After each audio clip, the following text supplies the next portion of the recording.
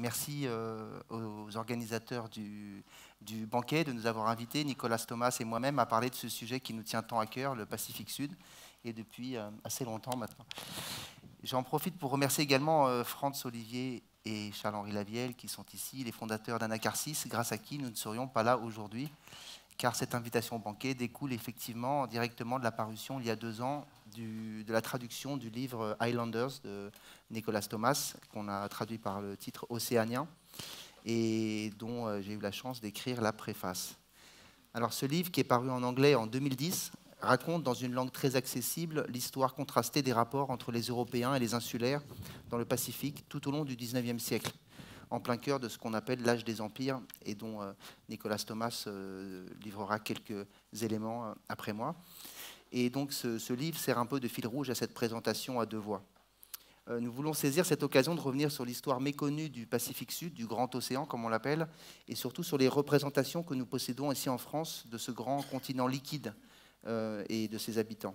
Un continent qui a un point de vue exotisant, qui continue de perdurer pour le plus grand bonheur des marques, des modes et parfois de nos rêves d'ailleurs.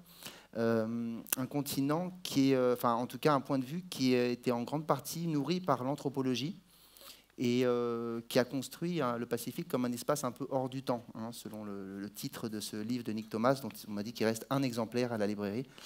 Donc précipitez-vous. En effet, par une division bien étroite, mais bien délimitée du travail académique, pendant longtemps, l'histoire a été réservée à l'étude des populations blanches dans le Pacifique et l'anthropologie à l'étude des Noirs, des insulaires, comme une sorte de logique. Et moi, on m'a souvent dit, mais tu ne fais pas de l'anthropologie, mais de la science politique ou de la sociologie, mais ça ne peut pas être de l'anthropologie puisque tu parles de l'État, etc.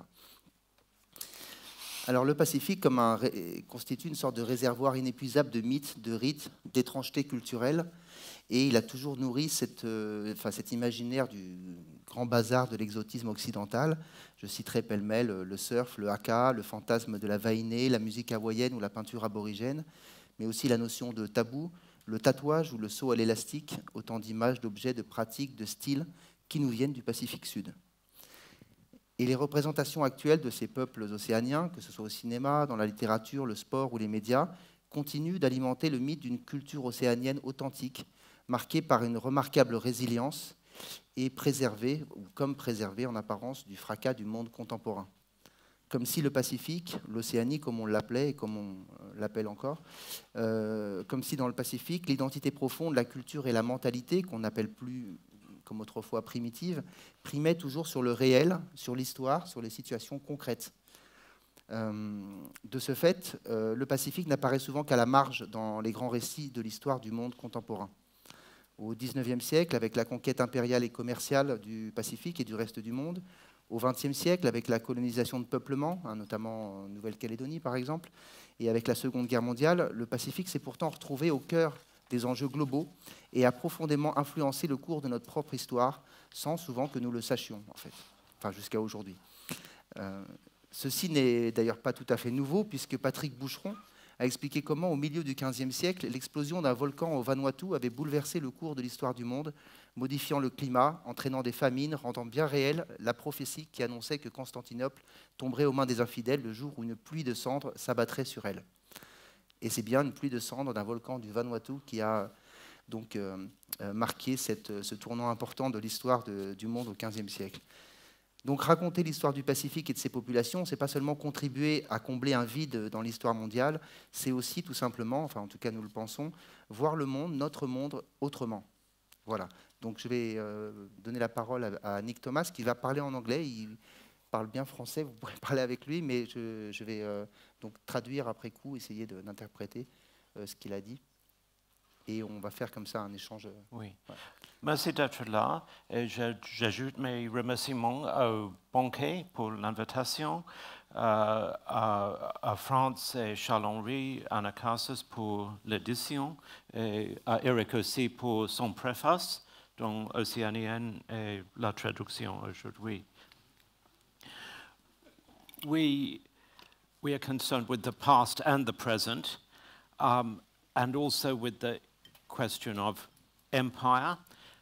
And if there's a stereotype about empire, it is like a tsunami, a wave that destroys local cultures, indigenous cultures that are impacted by it. I wanted to take you to a particular place in Fiji, a small village which I was first in nearly 40 years ago. People who seem very poor and marginal there. They live on their land, they're beside a big river, they eat fish, they eat taro and cassava, and they dedicate their energy to ceremonies around death, marriage, other events, to sustain social life and the well-being of the community.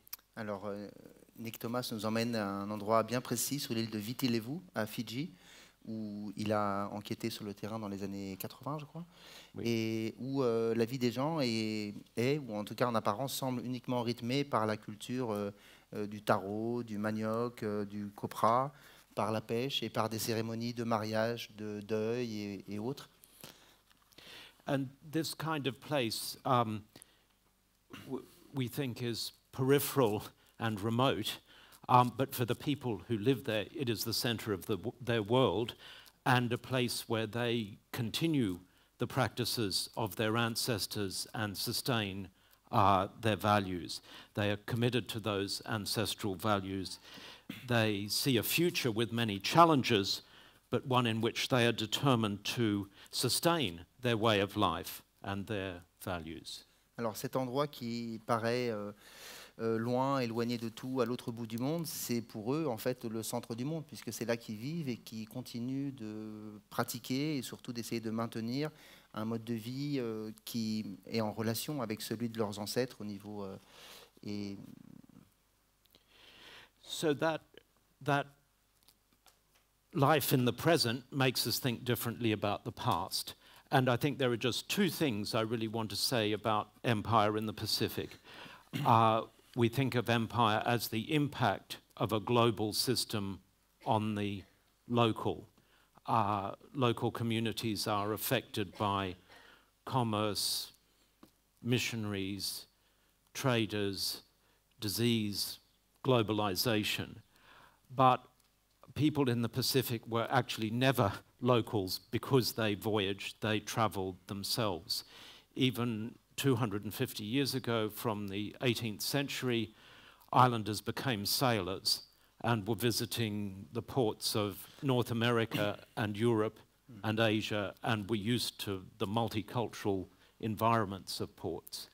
Alors, on pense souvent à l'Empire, aux conquêtes impériales, comme une sorte de tsunami qui effacerait, qui éradiquerait complètement les sociétés locales, ou en tout cas tout leur mode de vie et leur culture, alors que ces contacts, les contacts avec les missionnaires, avec les marchands, les marins et les premiers colons ont suscité d'autres formes de réactions.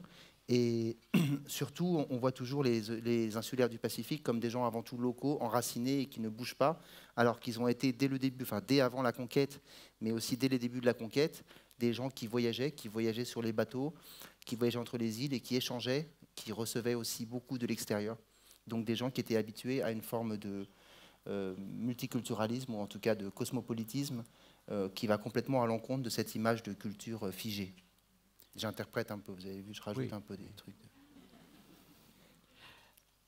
And those global interactions and travels of islanders continued through labor migration in the 19th century, work on plantations in Australia and other parts of the Pacific, participation as soldiers in the French army and the British army during the First and Second World Wars. Over this same period, islanders do confront economic exploitation, sometimes being enslaved by traders. They confront efforts to dispossess them in Nouvelle-Calédonie, for example, but they remain resilient and retain local identities in the way I mentioned in Fiji. Alors, après ces premiers contacts, ces échanges, ces contacts ont continué et se sont intensifiés et ont donné lieu aussi à beaucoup de rencontres ou de situations inédites, comme par exemple la participation des insulaires, que ce soit les insulaires dans le monde francophone ou anglophone à la Première et à la Seconde Guerre mondiale, et tout un... I missed something. They continue to travel and they Ils ont- also confront Ils ont à la fois continué à voyager, à voyager dans le Pacifique notamment, et en même temps à maintenir autant que possible, avec une certaine résilience, ce qu'on appelle avec des guillemets souvent des identités qui étaient celles de leurs ancêtres, et à maintenir beaucoup de choses de leur mode de vie, notamment au niveau du mode de production, de la nourriture et autres, et du rapport à la terre par exemple. Ce qui nous ramène à l'exemple de Fidji qui a commencé, par lequel Nick Thomas a commencé. and culturally it is very the biggest change in the 19th century is that islanders right across the Pacific embrace Christianity, and often this is seen as a sort of colonization of consciousness, a replacement of local belief by Western belief, perceived as a triumph of civilization at that time. But when we try to look more deeply and look at the interests of particular island groups, why did they change their religion? It is very striking that they have their own reasons for doing this, because sometimes there are aspects of technology and concepts that they want to take on.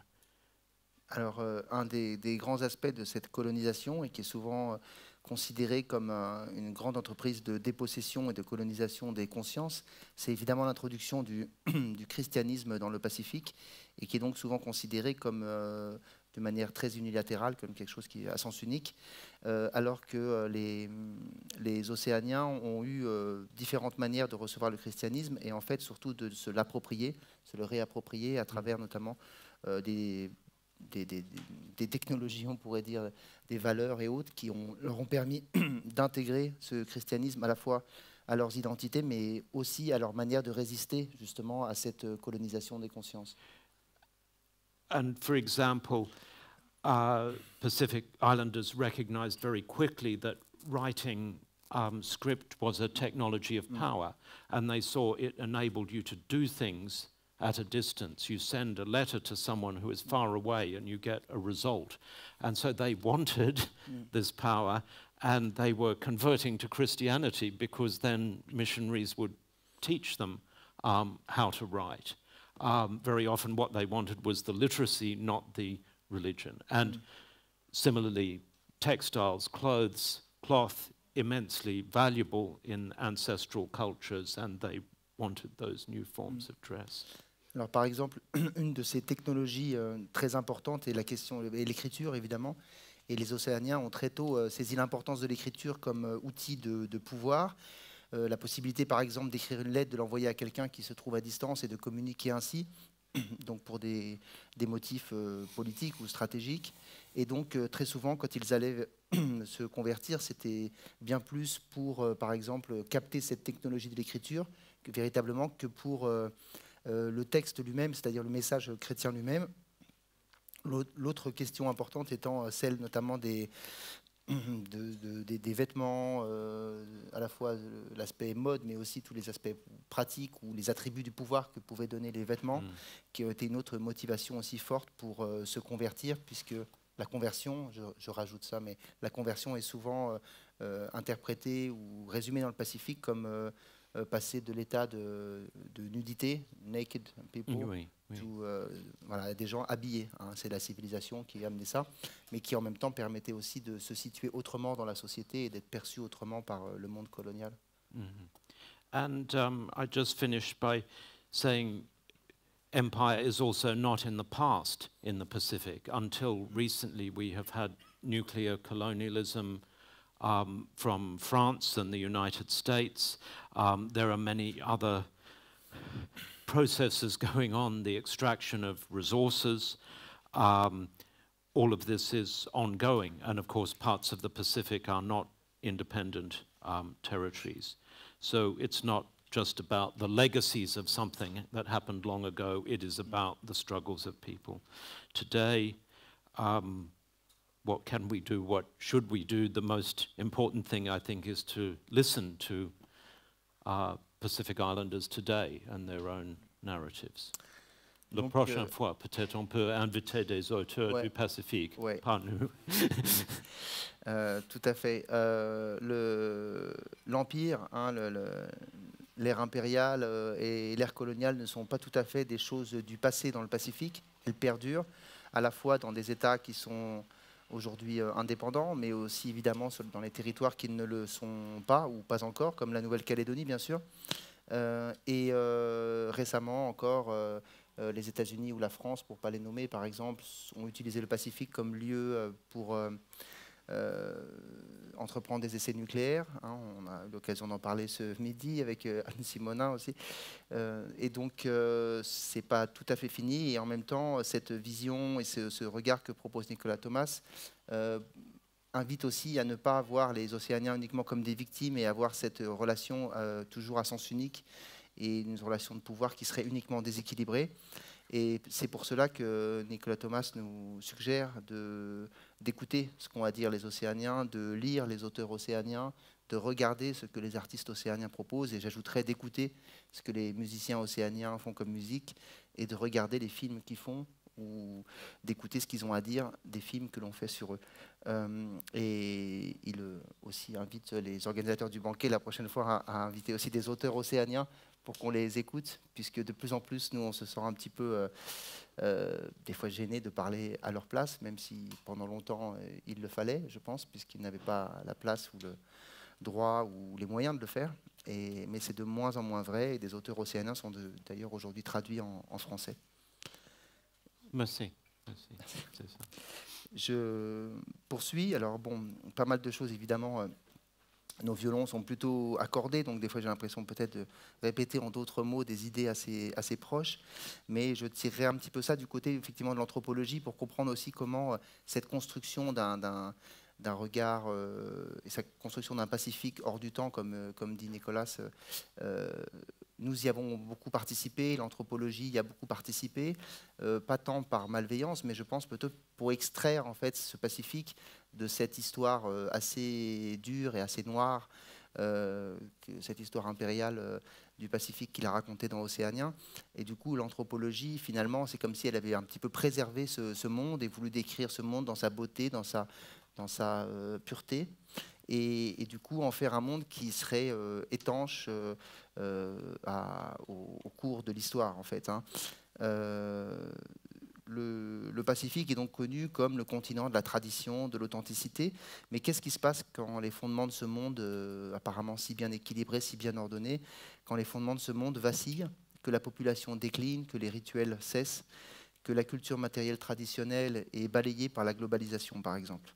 Mais pour l'anthropologie, rien ou presque rien. On continue de décrire des mondes bien ordonnés, et les bouleversements sociaux et politiques qu'ont expérimenté les insulaires du Pacifique n'ont pas beaucoup été décrits jusqu'à une période très récente. On continue et on a continué d'étudier les sociétés océaniennes comme une sorte de conservatoire d'un monde perdu, qui est un peu le nôtre aussi, puisqu'on y trouvait aussi dans ces sociétés lointaines, on pensait des sociétés qui étaient dans l'état où nous aurions été, nous les Européens, avant cela, comme une sorte de peau de chagrin dont il faudrait se précipiter d'étudier les dernières bribes et les sauvegarder pour le trésor de l'humanité. Alors me vient en tête cette phrase de Jean-Luc Godard que je trouve très appropriée, qu'on pourrait appliquer à l'ethnologie, puisqu'il disait, on pourrait dire que l'ethnologie, à l'instar du cinéma, substitue à notre regard un monde conforme à nos désirs. Voilà, c'est un peu ça que l'anthropologie a produit à son corps défendant peut-être, mais avec cet héritage-là aujourd'hui qu'on doit composer face à des Océaniens qui sont allés à l'école, qui font des films, qui écrivent des livres, qui voyagent, qui sont informés du monde d'aujourd'hui et qui nous demandent pourquoi on parle d'un monde qui n'est pas le leur, ou en tout cas qui n'est plus le leur. Et pour reprendre les mots de Jean-Marie Tjibaou dans le livre qu'on avait édité le livre de ses écrits qu'on avait édité avec Alban Bensa, Jean-Marie Tjibaou disait « Le retour à la tradition, c'est un mythe. Aucun peuple ne l'a jamais vécu. Notre identité, elle est devant nous. » Et voilà, je veux inviter là, sans faire ce que on se plaît un peu trop à faire, des fois le procès de l'anthropologie comme fille du colonialisme, etc. Ce n'est pas du tout mon intention et pas du tout dans ce sens-là, mais c'est plutôt comprendre comment effectivement l'anthropologie et le monde est né dans le monde occidental avec un regard assez passéiste et assez nostalgique sur ces sociétés du Pacifique. Et je prendrai pour exemple le célèbre anthropologue Malinowski, Bronislaw Malinowski, dont l'œuvre continue de faire référence en anthropologie, puisqu'il est l'inventeur aussi de la méthode d'enquête de terrain, et qui a longtemps travaillé en Océanie. Malinowski a inventé pour l'anthropologie ce qu'on appelle le fonctionnalisme. Le fonctionnalisme, comme son nom l'indique, c'est un système d'idées où les différents éléments culturels ont chacun une fonction. Et la société est comme un corps, en fait, comme un corps, une tête, des bras, etc. Et donc, elle a besoin de tous ces éléments pour fonctionner. Et quand tous les éléments sont là et fonctionnent bien, ben, elle fonctionne sur elle-même, elle tourne en quelque sorte sur elle-même, elle se suffit à elle-même. Et on a là une société qui, donc, si elle se suffit à elle-même et si les échanges, les contacts, les rituels, etc., permettent d'avoir un monde équilibré qui échappe en quelque sorte du coup à l'histoire, à l'événement, au conflit, qui seraient des éléments externes finalement à ces sociétés qui vivraient dans un équilibre parfait. Et ce sont des Océaniens, des auteurs océaniens eux-mêmes qui ont critiqué un petit peu cette théorie en disant c'est étrange comme cette théorie conforte en même temps le système colonial, puisque rien de mieux que d'avoir des populations indigènes qui ne bougent pas, qui ne veulent pas bouger, qui ne veulent pas changer, qui ne peuvent pas changer.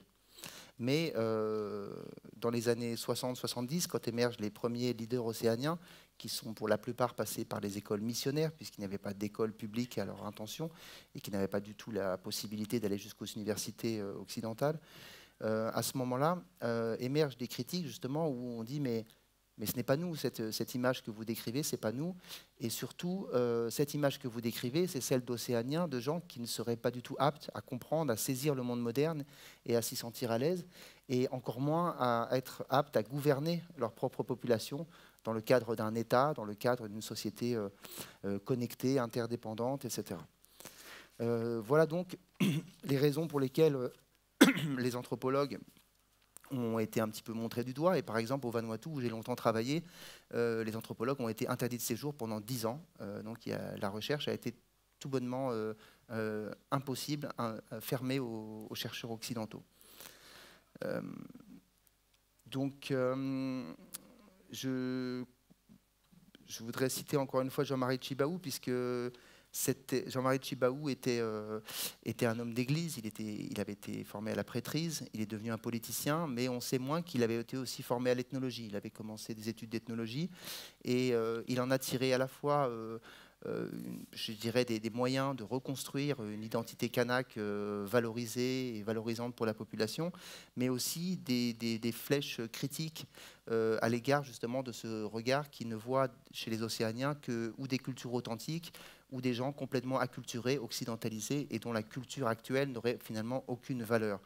Et il disait à ce sujet, même s'il parlait là plus des colons que des anthropologues ou des Européens en général, il disait « Les Européens nous ont empêchés d'être ». Je retiens cette phrase parce qu'elle m'a beaucoup marqué. Pourtant, voilà, un demi-siècle après l'ère des indépendances dans le Pacifique, qui est assez tardive, qui est plutôt dans les années 70-80, un demi-siècle après cette ère des indépendances, les peuples insulaires qu'on croyait en train de disparaître au début du XXe siècle sont là et sont bien là. S'ils sont en passe d'être submergés par les eaux montantes du Pacifique, c'est cet océan qui leur a aussi permis de devenir les plus grands voyageurs du monde prémoderne, puisque Nick explique dans son livre comment ils ont conquis le Pacifique avec des bateaux qui pouvaient naviguer en haute mer à une époque où aucun autre peuple dans le monde ne savait naviguer comme cela. Aujourd'hui, ils se font entendre, ils se font voir, écouter et de plus en plus respecter. Je citerai juste quelques exemples qui vont à l'encontre de l'idée de petits peuples effectivement en train de disparaître ou d'un poids politique et démographique à peu près nul, puisque par exemple les peuples du Pacifique ont aujourd'hui 16 voix à l'ONU avec tous ces pays indépendants. Ils constituent aussi une part importante des contingents de soldats dans l'armée française, mais aussi dans l'armée américaine, ça on le sait moins, mais si vous regardez les soldats qui nous protègent dans les villes, qui sont armés, etc. Vous voyez souvent parmi eux des gens qui viennent du Pacifique, des Wallisiens, des Tahitiens et des Kanaks. Je dois dire aussi qu'ils ont par exemple participé activement à l'élaboration du scénario de Vaiana de Disney, ce qui 50 ans avant aurait été complètement improbable et même pas, je veux dire, discuté, quoi. Voilà, ils ont. Et puis on a des pays européens, enfin, des pays océaniens comme Kiribati par exemple, qui attaquent certains pays européens en justice, comme l'Allemagne, pour leur inaction face au changement climatique. Donc le rapport politique a changé. Et puis surtout j'ai envie de dire aussi, qu'est-ce que serait le rugby, par exemple, et surtout ici dans le sud-ouest, sans les Fidjiens, les Samoans et les Wallisiens, qui sont maintenant incontournables dans ces clubs. Voilà, donc pour comprendre la place du Pacifique et des Océaniens dans ce monde contemporain qui est le nôtre, il faut les saisir à partir de représentations de leur discours, de leur production culturelle. Et c'est ce que suggérait James Clifford quand il disait qu'il faut prendre au sérieux les discours indigènes contemporains, les prendre au sérieux, ce qui veut bien dire que, d'une certaine manière, c'est d'abord dans une forme de respect, d'attention et d'écoute de ces discours, que là encore, je pourrais vous citer quelques exemples, comme des textes où on critique des politiciens qui se trompent sur la dénomination de chef et qui donc connaissent pas leur culture, en gros. Voilà, ce genre de choses qui ont constitué le Pacifique aussi très tôt comme un lieu de débat postcolonial, où au sein même des universités, par exemple, il y a eu des clashs très violents entre universitaires européens, enfin occidentaux et océaniens. Voilà, c'est ce que j'essaie de faire moi modestement de mon côté, de faire émerger en fait la manière dont les Océaniens disent et interprètent le monde d'aujourd'hui, dans des chansons, dans des films, dans des livres aussi. Observer, décrire aussi les cultures urbaines qui ont émergé, qui ne sont pas forcément là des œuvres ou des œuvres ou des productions remarquables, mais des modes, des façons d'habiter la ville, des façons de la construire, des façons de continuer en ville aussi, des types de relations sociales, des modes de production qui ont un rapport à la Terre complètement différent de ceux qu'on a pu connaître, et qui surtout montrent qu'il peut y avoir une continuité tout à fait réelle entre le Pacifique d'hier et le Pacifique d'aujourd'hui. Donc écouter des chansons, malheureusement on ne pourra pas le faire là, ou regarder des films, mais je vous invite à le faire. Parce que justement, écouter les musiques populaires, regarder les images, les clips, les films, etc., c'est une autre façon de lire l'histoire politique et de relire et rééquilibrer une histoire dans laquelle les Océaniens paraissent toujours très faibles, très peu nombreux et surtout peu armés pour résister à la globalisation, par exemple. Donc voilà, je terminerai peut-être là-dessus sur dire que la décolonisation du Pacifique a donc subi une sorte de double mouvement, hein, parce qu'ils étaient à la fois dépossédés de leurs terres, mais aussi de leur culture. Hein, et donc il fallait résister, il fallait se reconstruire. Et il y a eu un phénomène qu'on a appelé la Renaissance mélanésienne, mais qui était à la fois culturelle et politique. Hein. Jean-Marie Tjibaou disait parfois, si nous avions les moyens matériels de dire merde à la France, nous le ferions, mais nous ne les avons pas. Donc nous devons être plus imaginatifs et faire reconnaître notre culture. Et c'est lui qui avait poussé pour qu'on construise, dans les années 90, après les accords de Matignon, un grand centre culturel en hommage à la culture kanak. Et pour ceux qui connaissent le Quai Branly aussi, je vous invite à vous souvenir de l'exposition Kanak en 2013, qui a battu tous les records de fréquentation au Quai Branly, musée Jacques Chirac. Voilà, à mettre en relation avec 25 ans avant, l'affaire de la grotte d'Ouvéa, pendant le mandat de Jacques Chirac comme Premier ministre. Donc les choses changent, les choses évoluent, et le Pacifique prend une part importante dans ce changement. En tout cas, les leaders et les artistes du Pacifique ont joué un rôle central dans ce changement de mentalité. Tu veux continuer un peu? Oui. Ouais. So we talk a bit about issues right now confronting the Pacific, and Eric alluded to the climate justice Kiribati. So I think what is most visible internationally and publicly is climate change and sea level rise and the threat to atoll nations, especially like the Marshall Islands, Kiribati, Tuvalu, where the sea is at the same level as the land. And that is a very profound threat to people on those islands, and artists and writers and politicians have been very eloquent in insisting that they cannot and do not want to leave island homes, but there are a lot of other issues as well. Donc, à propos de cette question de la justice environnementale, effectivement, Kiribati et beaucoup d'États, notamment d'États micronésiens et polynésiens, les Marshall Islands, etc., ce sont des États construits pour la plupart sur des atolls, donc qui dépassent rarement 10-20 mètres au-dessus du niveau de la mer, qui sont appelés à disparaître sous les eaux. Ils refusent ce destin, refusent de quitter leur territoire et essayent de porter cette cause ailleurs que dans le Pacifique et peut-être faire prendre conscience de ces enjeux. But in a way, there are greater challenges which are very much a continuation of the colonial projects of the 19th century. Countries like Papua New Guinea, the Solomon Islands especially, are focused for very major mining, liquid natural gas, copper, some of the largest mines in the world. This process continues so that the establishment of a new liquid natural gas plant in Papua New Guinea about 5 years ago added 15% to gross national product. These enterprises are very damaging of the environment, but they also inherently generate conflict, disputes about land, royalties, the management of these issues, and have a lot of impact on civil society in that way. Alors, ces entreprises, cette conquête impériale, elle se poursuit de notre manière aujourd'hui, à travers notamment ce qu'on appelle la politique d'extraction des ressources, et que ce soit par exemple les forêts en Nouvelle-Guinée, par exemple, ou les mines ailleurs, et notamment également en Nouvelle-Guinée, mais aussi par exemple, Nick donne l'exemple d'une usine de gaz liquide en Nouvelle-Guinée qui à la fois paradoxalement a contribué à augmenter de 15% le PIB, mais qui crée aussi beaucoup de problèmes, de disputes autour de la terre, autour des royalties, à qui bénéficient les bénéfices de cette usine, etc. Et du coup, voilà, ces enjeux se poursuivent et posent de nouvelles questions aujourd'hui à ces États qui sont à la fois embarqués dans des logiques de développement, mais comme on l'a dit aussi, qui ne doivent leur survie politique qu'à un travail culturel de reconnaissance qui est très très mis à mal aussi par cette nouvelle invasion de grandes entreprises et d'inféodation au capitalisme global. And those issues are especially challenging for small nations like Kiribati, which has a population of only 100,000.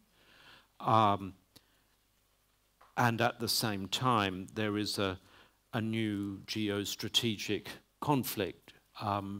China is trying to establish a stronger presence in the Pacific and building relationships with countries like Kiribati. Ouais, ces enjeux de souveraineté se posent de manière particulièrement aiguë dans des États comme Kiribati, par exemple, qui n'a une population que de 100 000 habitants. Je précise que dans le Pacifique insulaire, à part la Papouasie, qui a peut-être 6 millions d'habitants, la plupart des États font moins d'1 million d'habitants, moins de 500 000 même. Donc, ça pose des questions de souveraineté et d'indépendance très, très, très, très aiguës. Excuse-moi, juste utiliser sur la question de la présence de la Chine qui depuis quelques années n'est plus seulement sur un plan commercial mais essaye de plus en plus de s'implanter et d'avoir une présence militaire, notamment par des accords avec Kiribati et aussi peut-être avec les îles Salomon. Oui, c'est ça. This has happened partly because the former colonial states, Britain, Australia, the US had greater interests in the Pacific for some decades. They kind of lost interest and thought these countries were too small and too far away to be important. And of course it is very challenging for a small nation that needs new port facilities or new hospitals if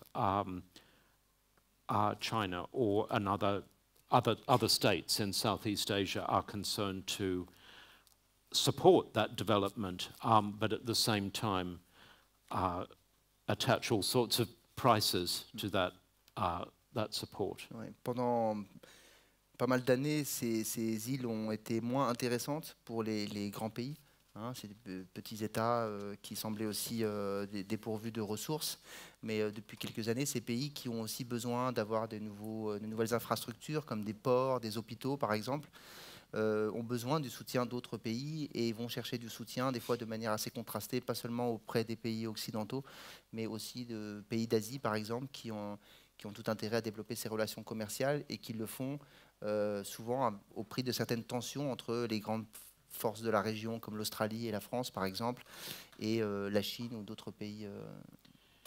So it's a dangerous time for people in these states. There are many risks, as there are in many other parts of the world, associated with conflict, resources, food security, all of these challenges. So it just makes it really important that we pay attention and don't think of the Pacific just like a tourist destination and palm trees and beaches, but as a real part of the world that is connected with our own lives in different ways.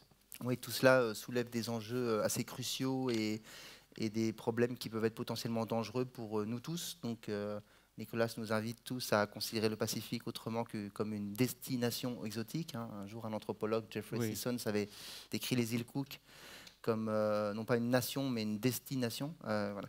Et parce que justement, ces problèmes, ces enjeux ne sont pas des enjeux uniquement lointains et microscopiques pour nous, des grains ou des... mais au contraire, voilà, ce qui apparaît, c'est que le Pacifique est tout à fait central dans notre monde et ce qui s'y joue préfigure bien souvent, comme c'était le cas au 19e, avec le grande entreprise de dépossession commerciale et foncière, etc. Ce qui s'y joue est parfois, non pas la queue de comète de ce qui se joue ici, mais parfois même plutôt une préfiguration de ce qui se joue après dans le reste du monde.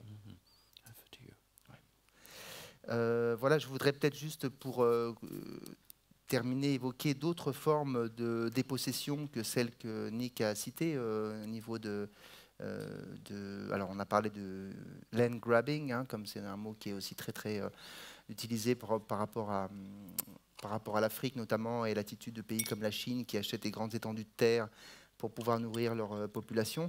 Cette colonisation foncière dans le Pacifique, on croyait-on cessé après l'ère des indépendances, mais elle existe encore à travers déjà une frénésie immobilière qui invite à acheter des terrains en bord de mer, au Vanuatu, à Fidji et ailleurs, mais aussi à travers d'autres formes donc, de réappropriation ou d'appropriation culturelle qui font qu'aujourd'hui, énormément de produits, de savoirs, de plantes, de récits, de musique qui appartiennent à des populations, à des clans et à des individus bien précis, se retrouvent aujourd'hui captés et intégrés au grand banquet de la culture mondiale, mais sans que leurs auteurs y soient invités, ni rémunérés. Hein. On pourrait citer par exemple le chanteur Moby qui a repris une chanson des îles Salomon et fait un tube avec, mais sans même prévenir les gens, ni évidemment partager avec eux les bénéfices de sa chanson.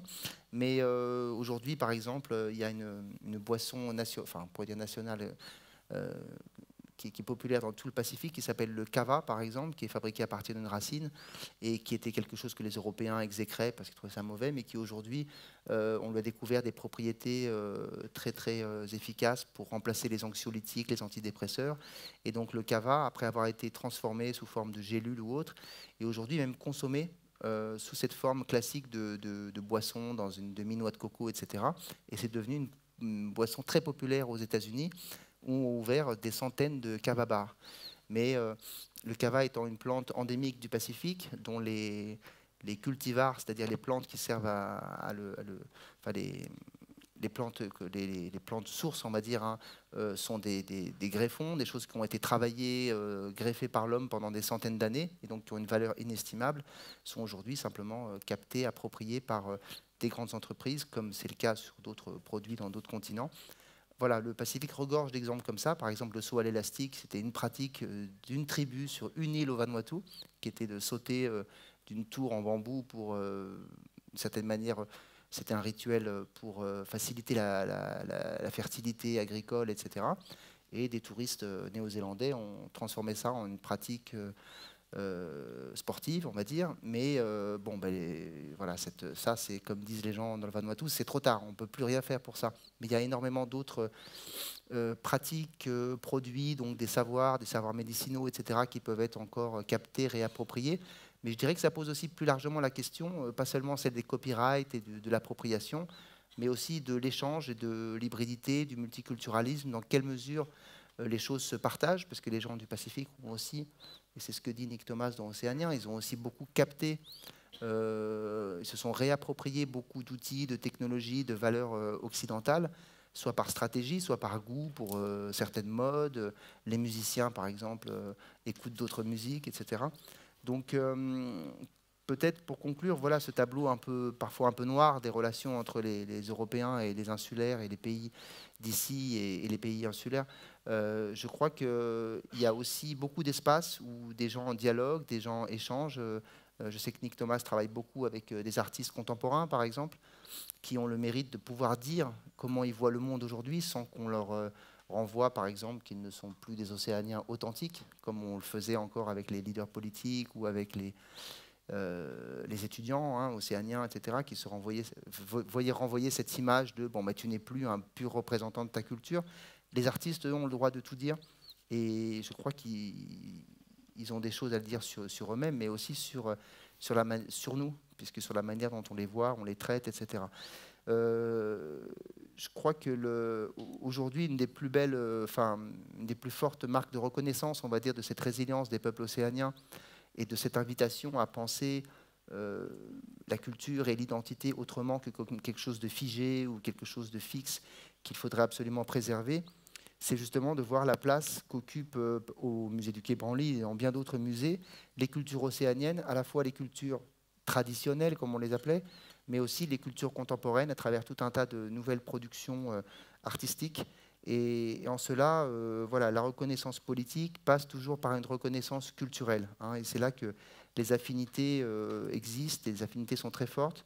Quand on voit le chemin de l'émancipation des Kanaks et d'autres Océaniens, ce chemin vers l'émancipation a croisé beaucoup, très souvent, celui d'autres peuples comme les Bretons, les Basques, les Occitans, les Corses, moins parce qu'ils étaient des peuples similaires, qui seraient des peuples authentiques, etc., mais plutôt parce qu'ils ont été construits comme tels, comme peuples périphériques qu'il fallait inféoder, déposséder de leur langue et de leurs attributs politiques pour des États impériaux comme le nôtre.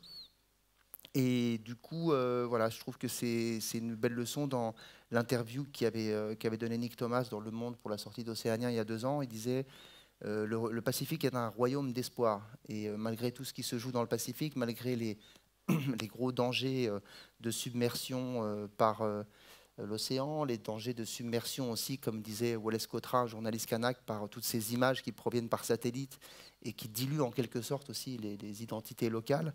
Malgré tout, ça reste un royaume d'espoir quand on voit ce que le Pacifique a été capable de produire et toujours capable de produire aujourd'hui comme réponse à cette modernité, et des réponses qui font que on n'a jamais eu autant le sentiment, par exemple, que la culture océanienne pouvait irriguer. Et je reprends cet exemple du sport, par exemple. Je suis assez frappé de voir le nombre d'articles quand ils parlent du rugby, des rugbymen originaires du Pacifique. On parle toujours de leur rapport à la famille, leur rapport à la terre, leur rapport au temps, etc. Avec parfois quelques clichés, mais aussi avec vraiment cette idée qu'il y a une forme de sagesse et de rapport au monde, de rapport justement à l'environnement qui peut nous enseigner pas mal. C'est comme ça que j'avais répondu suite au plus grand cyclone qui ait jamais été enregistré en 2015 et qui avait frappé le Vanuatu, le cyclone Pam.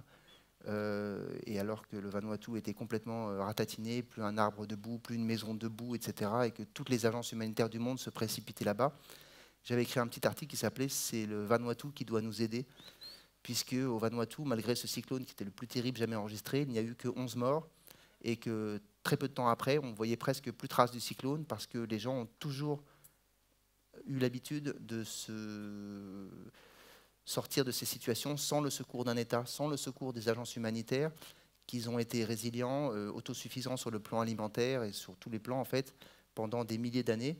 Il en reste quelque chose dans des pays comme le Vanuatu, comme Fidji et pas mal de pays insulaires, Donc, plutôt que de voir des fois, comme je vois par exemple des reportages sur l'introduction de la permaculture en Nouvelle-Calédonie, je me dis que ça serait bien peut-être qu'ils regardent comment faisaient ces horticulteurs qui, pendant 4000 ans, ont réussi à survivre assez bien dans ces îles, sans boutique, sans manuel de permaculture, ni autres ressources. Donc voilà, le local, les savoirs locaux, indigènes, etc., continuent et peut-être peuvent constituer une forme de, non pas de salut, mais de secours dans ces situations, au moins sur le plan moral, en fait, parce qu'on a envie de croire que ça peut nous apporter quelque chose aujourd'hui. Oui, c'est bon. C'est bon pour toi? C'est bon. Merci.